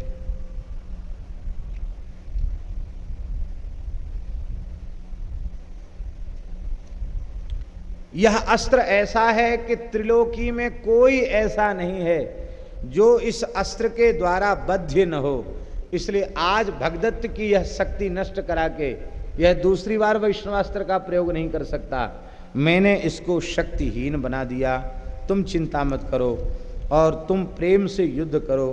अर्जुन के साथ वृषक और अचल का युद्ध हुआ। अर्जुन ने इन दोनों कौरव पक्ष के महावीरों का वध कर दिया।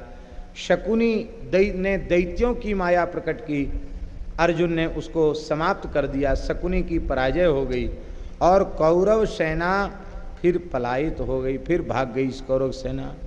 फिर द्रोणाचार्य ने, दुर्योधन ने ललकारा, रे भाई कहाँ भागे जा रहे हो, दौड़ो चलो लड़ो। तब फिर घमासान युद्ध आरंभ हुआ है। आज अश्वत्थामा ने पांडवों के पक्ष से लड़ने वाले महाराज नील का वध किया है, जिनकी कथा आपने सुनी। सहदेव जी ने माहरिस्मतिपुरी के राजा नील के ऊपर विजय प्राप्त की है, जिनकी पुत्री सुदर्शना से विवाह स्वयं भगवान अग्नि ने किया था। पांडवों ने द्रोणाचार्य पर आक्रमण किया है। अर्जुन और कर्ण का भयंकर युद्ध हुआ है।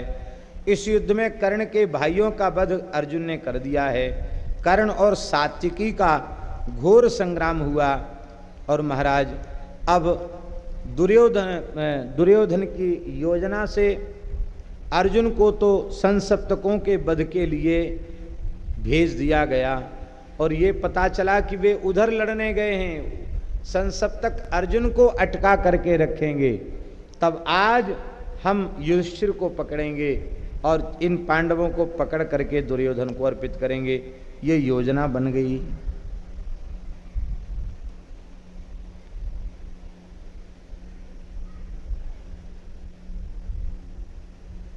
द्रोणाचार्य बड़े प्रसन्न हुए, अर्जुन आज चले गए हैं, बहुत अच्छी बात है।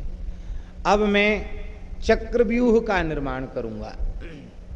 इस चक्रव्यूह को इस धरती पर मेरे अतिरिक्त और मेरे शिष्य अर्जुन के अतिरिक्त इस धरती पर कोई जानने वाला नहीं। आज पांडवों की पराजय निश्चित है। अब तो बहुत प्रसन्न हुआ दुर्योधन, बोले आज तो हमारी बात बन ही गई, आज तो युधिष्ठिर पकड़े ही जाएंगे, आज हमारा काम हो जाएगा। अब तो महाराज द्रोणाचार्य ने चक्रव्यूह का निर्माण कर दिया। पांडवों की सेना में हाहाकार हो गया, युधिष्ठिर बहुत व्याकुल हो गए। अर्जुन श्री कृष्ण के साथ जा चुके हैं, शत्रु युद्ध के लिए ललकार रहे हैं। चक्रव्यूह का भेदन अर्जुन के अतिरिक्त कौन करेगा? उस समय अभिमन्यु ने कहा, दादाजी आप बिल्कुल निश्चिंत हो जाएं, मैं अकेला ही पर्याप्त हूं, चक्रव्यूह के वेदन के लिए। मुझे चक्रव्यूह के वेदन की कला प्राप्त है। जब मैं अपनी माता के गर्भ में था उस समय मेरे पिता अर्जुन ने मेरी माता सुभद्रा को चक्रव्यूह का उपदेश किया था। मैंने गर्भ में उसको सुना है और उसे प्राप्त किया है।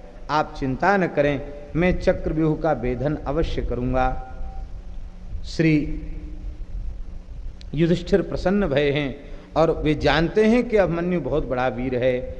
धनंजयो हि नस्तातो गर्हे दैत्य संयुगात क्षिप्रमस्तम सदम समादाय द्रोणानीकम विषातय। तात अभिमन्यु, अर्जुन लौटेंगे तो हमारी बड़ी निंदा करेंगे, कहेंगे देखो तुम लोगों ने युद्ध नहीं किया, पराजय स्वीकार कर ली, इसलिए हमारी निंदा न हो। यदि तुम समर्थ हो, तुम्हारा साहस हो तो तुम युद्ध कर सकते हो। अभिमन्यु ने कहा कि भगवान, मैं अवश्य ही चक्रव्यूह का भेदन करूंगा और आप लोगों की कृपा से मैं बाहर निकल आऊंगा। युधिष्ठिर ने कहा केवल तुम द्वार बना दो चक्रव्यूह के भेदन का, द्वार बनाने के बाद आगे का काम तो हम लोग स्वयं ही संपन्न कर लेंगे, तुम्हारे पीछे पीछे चलेंगे। प्रणिधायानुयास्याम रक्षन्तः सर्वतो मुखा, तुम्हारी रक्षा करते करते हुए पीछे पीछे चलेंगे। भीमसेन बोले देखो खाली तोड़ दो, सूची प्रवेशे मुशल प्रवेशा, जहाँ सुई घुस जाती वहाँ लोग मूसल घुसाने की भी कोशिश करते हैं। सुई घुसी है तो मूसल भी घुसाएंगे, आप घुसो तो सही, हम देखेंगे, हम समाप्त कर देंगे। मैं स्वयं अपनी गदा से सारे व्यूह को तोड़ दूंगा। अभिमन्यु ने कहा अहमे तत्प्रवक्ष्यामि द्रोणानीकम दुरासदम पतंग इव संक्रुद्धो ज्वलंतम जात वेदशम। जैसे पतंगा जलती हुई आग में कूद पड़ता है, उसी प्रकार में कुपित होकर द्रोणाचार्य के सैन्य समूह में प्रवेश करूंगा। आज मैं वह पराक्रम करूंगा जो मेरे माता और पिता दोनों के कुलों के लिए हितकारक होगा। श्री कृष्ण का चित्त भी प्रसन्न हो जाएगा मेरे पराक्रम की गाथा सुन करके, और मेरे पिता अर्जुन का मन भी प्रसन्न हो जाएगा मेरे पराक्रम की गाथा सुन करके। यद्यपि मैं बालक हूं, मेरी आयु अभी 16 वर्ष की पूर्ण नहीं हुई है, तो भी आज का मेरा यह संग्राम यह प्रमाणित कर देगा कि अर्जुन के पुत्र सुभद्रा की कोख से जन्मे लाल कैसे वीर होते हैं, पांडु वंश में कैसे कैसे वीर हैं। आज मैं यदि चैकरथे नाहम समग्रम क्षत्र मंडलम न करोम्यष्टधा युद्धे न भवाम्यर्जुनात्मजः। यदि एक ही रथ से एक ही धनुष के द्वारा मैंने चक्रव्यूह के 8 टुकड़े नहीं कर दिए तो मैं अर्जुन कुमार अभिमन्यु नहीं। प्रतिज्ञा कर ली है। अब तो पांडवों में नगाड़े बज उठे हैं, जय जयकार होने लगी है, स्वस्ति वाचन हुआ है, अभिमन्यु ने उत्साह दिखाया है और कौरवों की चतुरंगिणी सेना का उद्धार संहार किया है। महाराज बड़ा भयंकर पराक्रम, इतने भयंकर पराक्रम का वर्णन है महाराज अभिमन्यु के कि लिखा है कि सृष्टि जब से बनी होगी तब से लेकर अब तक इस प्रकार का पराक्रम किसी इस अवस्था के वीर ने नहीं दिखाया। आगे भी कोई दिखाएगा ऐसी संभावना नहीं है। अकेले चतुरंगिणी सेना का संहार किया है, अस्मक पुत्र का वध किया है, शल्य भी मूर्छित हो गए हैं और कैर कौरव सेना भाग खड़ी हुई है अभिमन्यु के पराक्रम से। शल्य के भाइयों का वध कर दिया है, अर्थात शल्य के भाई का मतलब मामा जी, पांडवों के मामा, उनका भी वध कर दिया है। द्रोणाचार्य की सेना भी भाग खड़ी हुई। अभिमन्यु के सामने द्रोणाचार्य की सेना भी खड़ी नहीं रह सकी, पलायन कर गई है। द्रोणाचार्य ने अभिमन्यु की प्रशंसा की है, कई श्लोकों में प्रशंसा की है।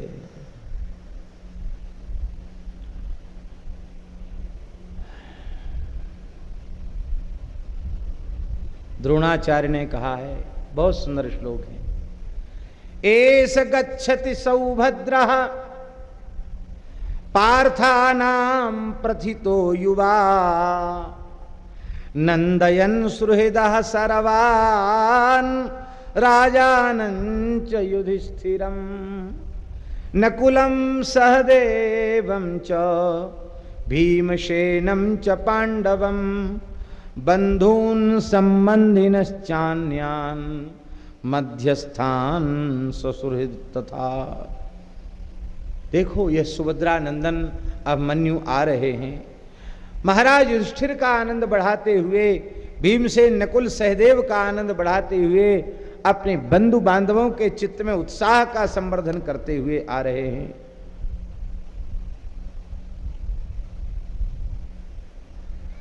आज यह अर्जुन का पुत्र इतना दुर्धर्ष है कि इसको मारना किसी के बस की बात नहीं है। अद्भुत पराक्रम है। अभिमन्यु ने दुस्शासन को जीत लिया है। 10,000 हाथियों का बल दुस्शासन में, वो ही भाग खड़ा हुआ। इसके बाद कर्ण आया है सामने, भयंकर युद्ध किया अश्वत्थामा ने अभिमन्यु ने कर्ण के साथ, और इस युद्ध में कर्ण की भी पराजय हो गई है। उसके घोड़े मार दिए, कवच को काट दिया, उसकी ध्वजा को काट दिया, उसके भाइयों का वध कर दिया और उसके सारथी का मस्तक धड़ से अलग कर दिया, और एक तीखे अवमंत्रित बाण से ऐसा पसली में घायल किया है कर्ण को कि कर्ण बेहोश होकर गिर गया, और कर्ण के सैनिक प्राण बचाकर कर्ण के युद्ध के मैदान से उसको बाहर ले गए। अभिमन्यु ने कर्ण के भाई का वध किया है, कौरव सेना का संहार किया है। जिधर जाता है अभिमन्यु उधर कौरव सेना भागने लग जाती है। जैसे सिंह की गर्जना से हिरणों के झुंड भागते हैं, ऐसे ही अभिमन्यु से भागने लग गए। शंकर जी से वर प्राप्त किया था जयद्रथ ने, आप पहले सुन चुके हैं। जयद्रथ को वर प्राप्त है कि किसी एक दिन अर्जुन को छोड़कर सभी पांडवों को तुम जीत लोगे। आज उस वरदान का प्रयोग किया है जयद्रथ ने, और अभिमन्यु आगे बढ़ गया है। जयद्रथ ने युधिष्ठिर, भीमसेन, नकुल और सहदेव इन चारों को अकेले रोक दिया है, और शंकर जी के वर के प्रभाव से चारों की पराजय हुई है, और जयद्रथ ने आगे व्यूह में प्रवेश नहीं करने दिया। और अभिमन्यु अकेला ही, कोई पीछे से सहायक नहीं, क्योंकि जो सहायक हैं वे तो द्वार पर ही रह गए। द्वार पर जयद्रथ खड़ा हुआ है, उसने भीतर घुसने नहीं दिया, उससे युद्ध होने लग गया। लेकिन अभिमन्यु घबराए नहीं, पीछे पैर रखा नहीं, आगे बढ़ते चले गए, अकेले ही युद्ध करते हुए आगे बढ़ गए। बसाती अनेक योद्धाओं का वध किया। अभिमन्यु के द्वारा सत्यस्त्रवा का वध किया, क्षत्रिय समूह रुक्मरथ और अनेक मित्रगणों की पराजय हुई, सैकड़ों राजकुमारों का वध कर दिया, दुर्योधन की पराजय हो गई। अभिमन्यु ने दुर्योधन के पुत्र लक्ष्मण और क्राथ पुत्र का वध किया है। सेना सहित 6 महारथी, 6 महारथी सेना के सहित अभिमन्यु के आगे से भाग खड़े हुए। आप विचार करो, पूरे महाभारत युद्ध में अभिमन्यु के जैसा पराक्रम अर्जुन का भी नहीं। अद्भुत पराक्रम है अभिमन्यु का। 6 महारथियों को अकेले ही खदेड़ दिया, सेना के सहित युद्ध के मैदान से बाहर कर दिया, अलग कर दिया। 6 महारथी फिर उलट करके आए हैं, भयंकर युद्ध किया है। 10,000 राजाओं को और कौशल नरेश बृहद्बल को भी स्वर्ग भेज दिया है अपने बाणों से मार करके। एक ही दिन की ये युद्ध की घटना है। अभिमन्यु द्वारा श्वेत केतु भोज कर्ण के मंत्रियों का वध हो गया है। 6 महारथियों के साथ घोर युद्ध हुआ है, और अंत में उन महारथियों ने निश्चय कर लिया कि आज अभिमन्यु सामान्य बालक के रूप में नहीं, साक्षात महाकाल बनकर के विचर रहा है। आज यदि इसको रोका नहीं गया, आज यदि इसको समाप्त नहीं किया गया, तो अब सूर्यास्त होने में तो अभी बहुत देर है। कौरव सेना का एक भी योद्धा जीवित नहीं बचेगा, सबको समाप्त कर देगा।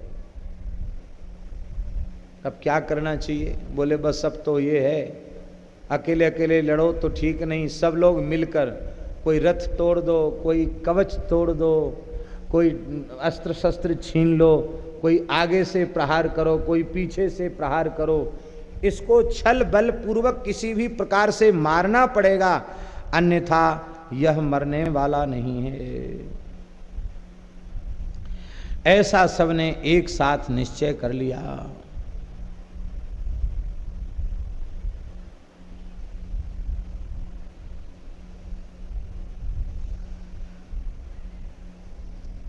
सबसे बड़ा पाप महाभारत युद्ध में, दो महापाप बहुत बड़े हैं। द्रौपदी का अपमान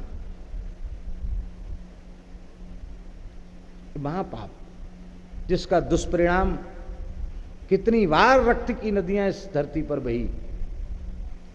और दूसरा भयंकर महापाप था, सामान्य लोग नहीं, इतने बड़े बड़े अतिरथी महावीरों के द्वारा एक बालक का, जिसने इतना पराक्रम किया हो, जिसके पीछे कोई न रह गया हो, जिसका कवच टूट गया हो, जिसके घोड़े मर गए हों, जिसका सारथी समाप्त हो गया हो, जो निहत्था होने पर भी लड़ रहा हो, ऐसे वीर को अन्यायपूर्वक मारना, ये महाभारत युद्ध का सबसे जघन्य पाप हुआ।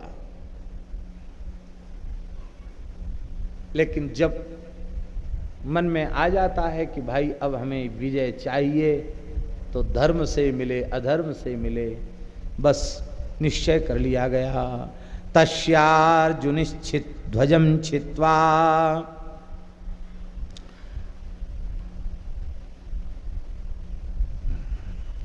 शल्यं त्रिविरताडयत् तम शल्यो नौभिर्वाणैर्गाध्रपत्रैरताडयत् हृदय संभ्रांत वदराजस्तद्भुतमिवाभवत्। अर्जुन कुमार ने अश्वत्थामा का ध्वजा काट दिया, शल्य को 3 बाण मारे, और महाराज शल्य ने मन में घबराहट न करते हुए 9 बाण अभिमन्यु के ऊपर मारे।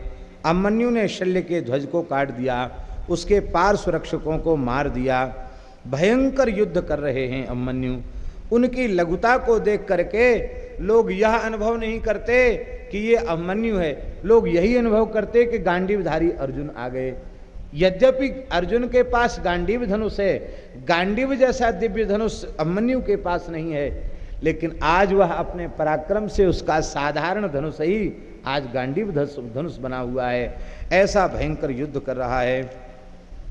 अग्नि के समान तेजस्वी अभिमन्यु का कवच अभेद्य है, बड़ा पराक्रम करने वाला है। द्रोणाचार्य ने कहा कि कर्ण अभिमन्यु का कवच अभेद्य है, ये बड़ा पराक्रम करने वाला है। इसके पिता अर्जुन ने इसको कवच धारण करने की विधि बताई है, इसलिए इसका कवच छूट नहीं रहा है। यह महान वीर है, यदि इसको नहीं रोका गया तो यह थोड़ी ही देर में संपूर्ण सेना को समाप्त कर देगा। इसलिए अब सब लोग मिलजुल कर इसको समाप्त करें, यही संभव है। यहां व्यास जी कहते कहते व्याकुल हो गए। सर्वर्षै अकरुणा बालमेकमवाकिरन् एकम बालकम अकरुणा, करुणा शून्य होकर वे 6 महारथी एक ही बालक के ऊपर टूट पड़े, उसके धनुष को काट दिया। तब अभिमन्यु ढाल तलवार लेकर आकाश में उछला, मेरा रथ टूट गया, घोड़े मर गए, सारथी मर गए, धनुष टूट गया, अस्त्र शस्त्र नहीं रह गए। तब ढाल तलवार लेकर आकाश में उछला। कहते उस समय ऐसे लग रहा था मानो आकाश से कोई देवता उड़ता हुआ आ रहा हो, इतनी जोर से अभिमन्यु उछला आकाश में। और पैतड़े बांध करके पक्षीराज गरुड़ जैसे नागों के बीच में विचरण करें, ऐसे ही अभिमन्यु विचरण करने लगा। उस समय आकाश से बार बार पुष्प वृष्टि हो रही थी। धन्य है अभिमन्यु, धन्य है इस बालक की माता को, धन्य है इसके पिता को, धन्य है उस कुल खानदान को, धन्य है जिसमें ऐसा वीर बालक प्रकट हुआ है। उसी समय द्रोणाचार्य ने शीघ्रता करते हुए अपने बाण से इसके खड्ग को काट डाला, कर्ण ने इसकी ढाल के टुकड़े टुकड़े कर दिए, और अब तो वह धरती पर उतरकर कोई कुछ नहीं बचा, तो हाथ में चक्र लेकर के वह दौड़ करके आया। उस समय ऐसा लग रहा था मानो 15-16 वर्ष के श्री कृष्ण हाथ में चक्र लेकर के आ गए हों, इतने सुंदर हैं अभिमन्यु। लगता है चक्रधारी श्री कृष्ण का भांजा श्री कृष्ण के रूप में वहां प्रकट हो गया। महाराज, तम चक्र रेणुज्वल शोभितांगो बभासती वो ज्वल चक्रपाणि रणे विमन्यु क्षणमास रौद्रः सवासुदेवानुकृति प्रकुर्वन्। साक्षात भगवान का अनुकरण कर रहा हो। अभिमन्यु ने उस अवस्था में भी काल के वसति कैकेयी आदि रथियों को मार डाला।